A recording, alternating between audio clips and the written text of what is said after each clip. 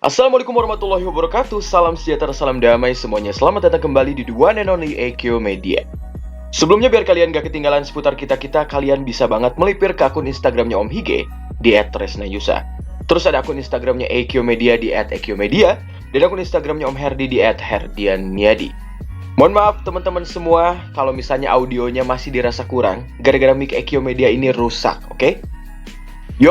Kita lanjut lagi. Mengomentari revise episode ke-37, yuk lebih selektif lagi keisian apa saja yang terjadi di revise sekarang ini. Ketegangan kota mulai mencoba tim dan staf produksi buka ya.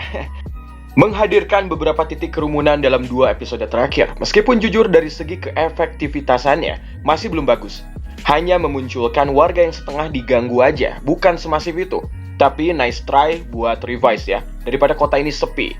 Para hero dibagi ke dalam beberapa titik. Meski dilihat-lihat, Daiji makin sini dalam 2 episode ini kembali menjadi pribadi yang sangat labil dalam bersikap. Alih-alih mencoba untuk fokus mencari cara mengalahkan Gifu dan menuduh Ikki setengah-setengah gitu. Malahnya jatuhnya seperti itu. Malah dia yang setengah-setengah dalam melakukan sikapnya. Daiji masih disetir oleh kelabilan dan emosinya yang selalu membludak tanpa ada pandangan yang jelas atas observasi dirinya sendiri. Dan terpantau ada 11 orang warga sipil yang menonton Videotron di mana dengan lebay di sana ya. Hideo Akaishi ini meminta warga agar setuju dengan adanya Gifu sama. Warga yang haheho gitu semi-semi bingung dengan keadaan apa yang terjadi, mencoba untuk tetap menyimak. Akting menyebalkan Hideo Akaishi yang berkata bahwa dirinya bisa selamat atas insiden yang membuat dia mati adalah karena bantuan dari Gifu sama. Skema yang penuh pernyataan, tapi warga main iya-iya aja. Dengan bermain peran bahwa dirinya yang sekarat dan divonis mati, karena Hideo berkata bahwa dirinya dihidupkan kembali oleh zat Gifu tersebut, membuat sebuah pernyataan di mana dirinya adalah subjek yang benar ketika Gifu melakukan sebuah pertolongan ini hanya demi umat manusia, kata Hideo. Dan Kamen Rider dideklarasikan sebagai musuh bagi Gifu yang harus diwaspadai oleh rakyat sipil, yang disudutkan sebagai entitas yang tidak bisa berbuat apa-apa, semua dipaksa untuk pasrah. Di menit selanjutnya, Daiji mempertanyakan alasan iblis yang sudah dikumpulkan, kenapa malah dilepas kembali ke jalanan? Haduh, ya ini Daiji, gimana ya?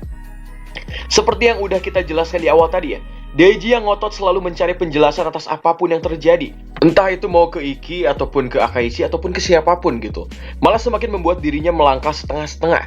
Semua serba ia pikirkan, terasa pasrah, bingung mencari cara agar mengalahkan Gifu, tidak percaya saudaranya sendiri, dan lain-lain gitu. Semua dipikirkan sendiri gitu, sosokan.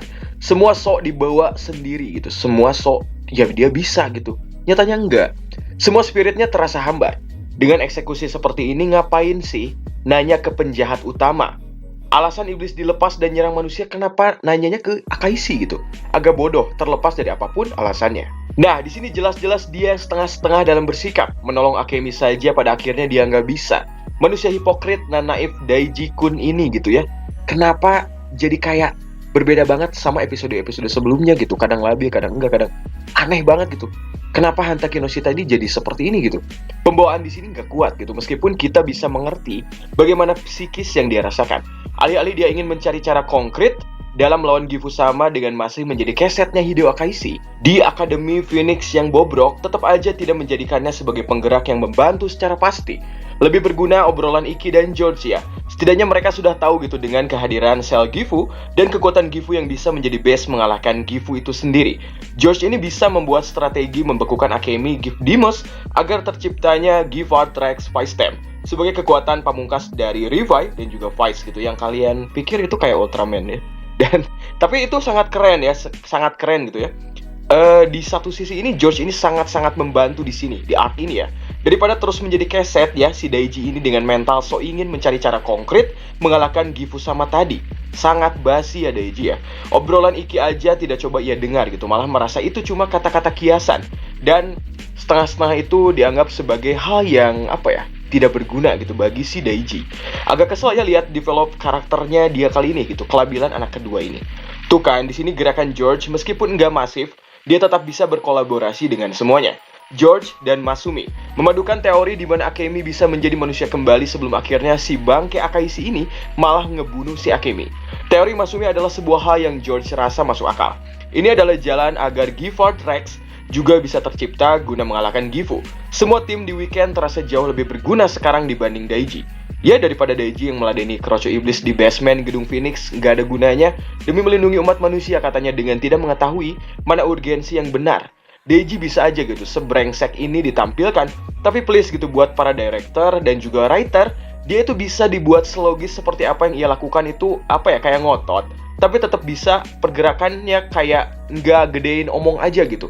Nah, keberadaan dia yang memusuhi Akaishi namun tetap menjadi keset di organisasi Phoenix juga udah merupakan hal yang sangat busuk yang bisa kita tonton. Oke deh, bisa aja gitu, dia masih bersikap seperti itu. Tapi alangkah baiknya dia sekalian aja jadi anti-hero gitu ya, di depan Kamen Rider lain. Tapi tetap membantu masyarakat secara langsung di lapangan tanpa embel-embel memakai baju Phoenix. Karena please, nggak ada gunanya. Kalian lihat, strategi Akaishi aja berulang kali si Daiji ini nanya gitu dengan gambling gitu kayak tetap aja dijawab seadanya. Nah, pas dijawab sama Akaishi dia mau ngapain, si Daiji emang bisa ngapain?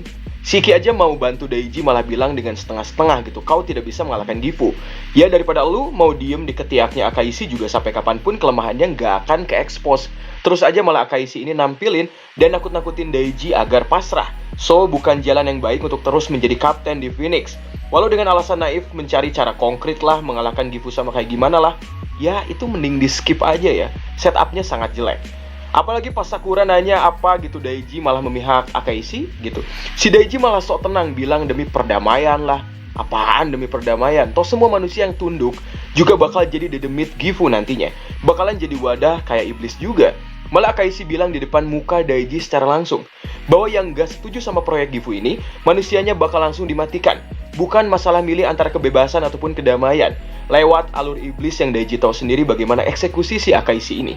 Harusnya manusia waras bisa ngerti kebebasan dan kedamaian yang tercipta lewat Akaishi adalah sebuah neraka.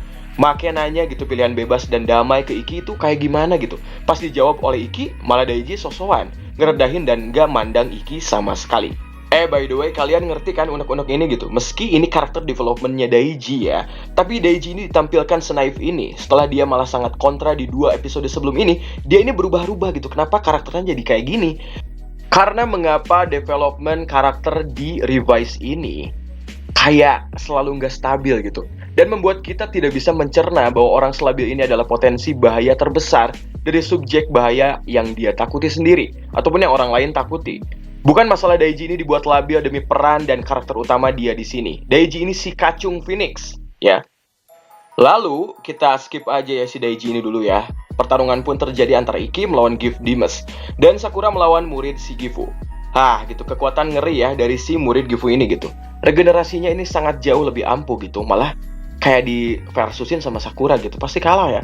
Dari kekuatan Orteka dulu deh. Hell Giftorian ini sangat jauh OP ya gitu. Sakura malah coba ngelawan-lawan gitu. Kayaknya Revise ini udah putus kontrak ya sama Itomiku atau gimana sih? Kayak keberadaan Rovkov ini udah nggak ada gitu, udah die gitu. Bener-bener gitu ya, kayak why gitu. Iki ini terus proses ngelawan si Gift Demas tadi dengan form Revise Thunder Gale. Sebelum akhirnya dia akan membekukan Akemi dengan form Buried Rex, pertarungan berjalan sangat biasa-biasa aja.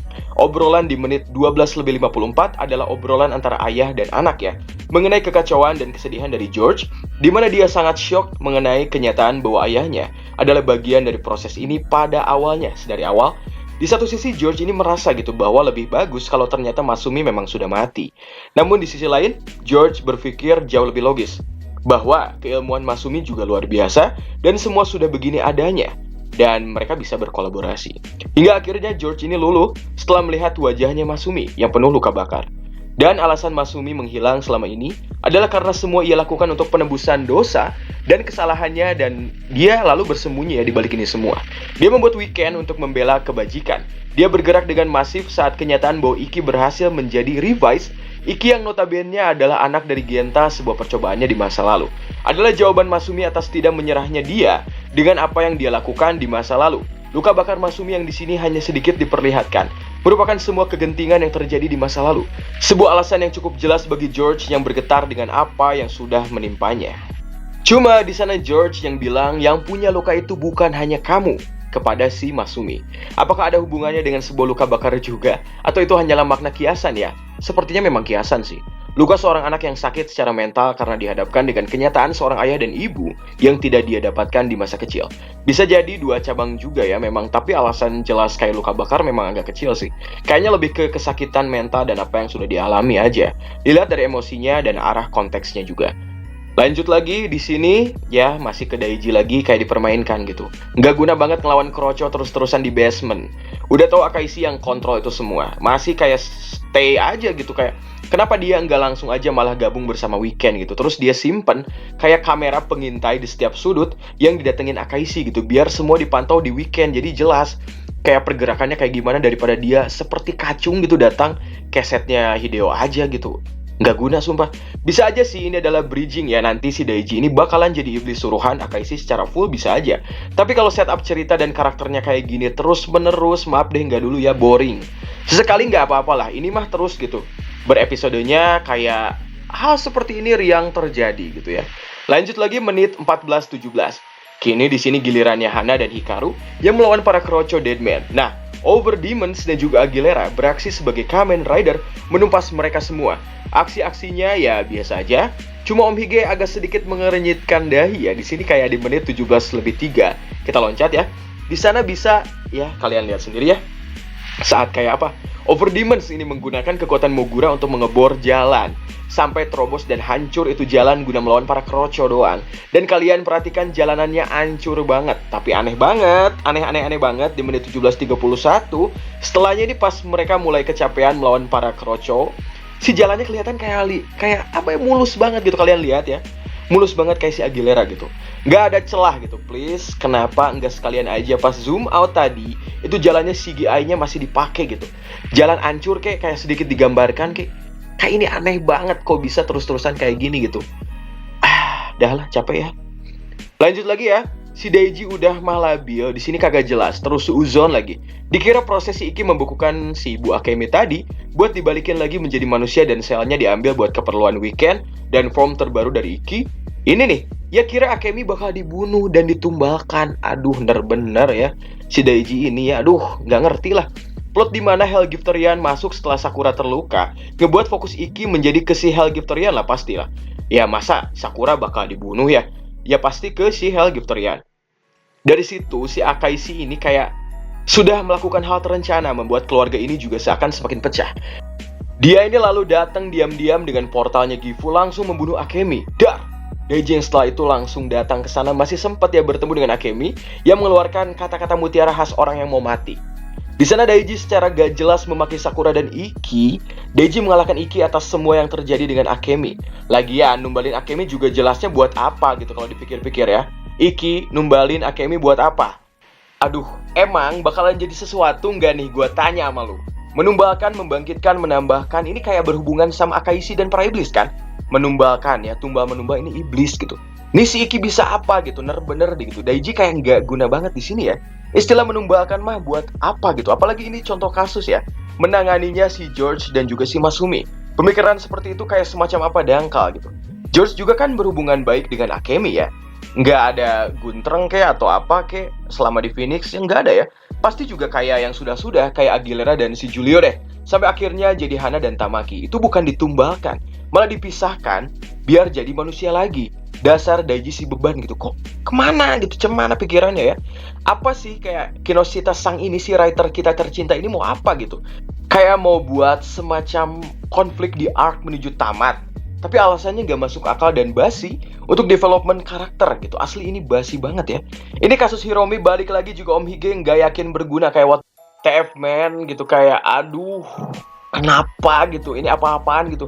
Ya Om Hige tahu dulu di polling penggemar Revice dulu yang udah pernah dibahas juga di channel Akion Media ya, Hiromi adalah yang nomor atas terfavorit. Tapi ini kasusnya udah beda. Kasarnya, woi, hype kalian ini udah hilang gitu. Revice udah nggak diperhatikan sebegitunya oleh kebanyakan fans gara-gara setup yang amburadul sebelumnya. Apa mungkin staffnya ngerasa gitu kedatangan Hiromi bakal ngebuat Revice jadi stabil seperti awal-awal episode?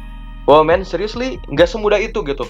Perlu ada gebrakan yang porsinya lebih dari 80% untuk membuat penonton bakalan suka lagi sama series ini. Seperti mereka merasakan sesuka itu pada Revice arc-nya awal. Asli gitu, ada-ada aja gitu kalau Hiromi muncul. Meski sedikit-sedikit di episode pertengahan sih bisa ya. dibuat kayak ngebalikin setup gitu. Ini mah muncul di episode 37 di saat semua amburadul itu buat apa? Mana kuota rider ini udah bejibun, udah banyak gitu. Mau nambah lagi? Hiromi mau dijadiin apa? Phoenix udah nggak berguna, Daiji semakin brengsek, dan Akashi semakin lebay dengan kekuatan overpower. Mau ditaruh di mana coba Hiromi? Coba ya. Ini aneh gitu. Meski di episode depan ya Daiji pun ngerasa kemana aja Hiromi. Ini udah terlambat, udah telat gitu. Tapi konteksnya cuma di kepergian si Akemi, ya kan? Ngaku aja lah Daiji, bukan kayak urusan dunia ya, urusan kayak membela dunia, bukan ya. Mana ini si Genta sosokan gitu muncul pas Akemi udah die demi sel Gifu dan lain-lain, kocak gitu asli. Ini Genta ini kayak menawarkan sel Gifu gitu ya. Kayak oke, akulah untuk bahan percobaan. Kampret, lu juga kan kagak kemana-mana ada di sana. Kenapa pas rame bahasan sebelum Akemi mati lu nggak datang di awal? Ya basa-basi kek atau apa kek gitu. Kayak ya tahu mungkin bisa berdampak sama lu mati, tapi basa-basi ya. Masa nggak ada yang ngeh juga di sana ada Genta yang bisa ngegantiin sel Gifu sama si urgensi yang dilakukan oleh Akemi tadi? What the Oke. Meskipun pada kenyataannya memang proses sel tadi ya dari si Genta bakalan membuat Genta krisis kayak atau misalnya jadi mati lah. Tapi tetap aja gitu hal itu harusnya ditaruh sebelum screen Akemi mati atau apa gitu. Capek banget ya sama setup revise ini gitu. Nyari konflik biar panas dengan hal yang nggak bisa mayoritas kita terima. Gitulah. Pokoknya pembahasan kali ini segitu aja. Om Hige mau tidur dulu, begadang mulu dari kemarin. Sampai ketemu di pembahasan berikutnya. Assalamualaikum warahmatullahi wabarakatuh. Jaga kesehatan buat kalian semua ya.